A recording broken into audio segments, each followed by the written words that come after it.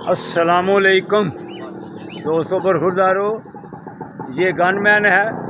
तो अब कह रहे थे ये कि वीडियो बनानी है, तो ये क्या नाम है? नाम क्या है? मोहम्मद अशरफ। ये हमारी ब्रिगेडियर कॉलोनी का गनमैन है। तो अल्लाह की मेहरबानी से सेहतमंद भी है, ताकतवर भी है।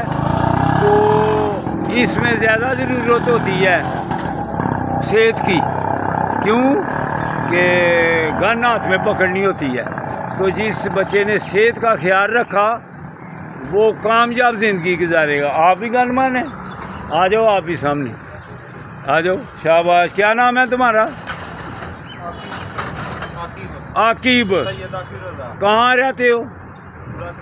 मराकीवाल। तो आप चिश्तियाँ।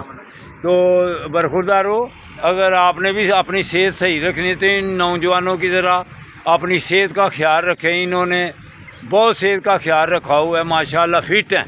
तो अगर आपने फिट रहना है तो मेरे साथ पार्क में आ जाएं, फातिमा जिन्ना पार्क में, फिर मेरी तरह आप भी सेहतमंद होंगे।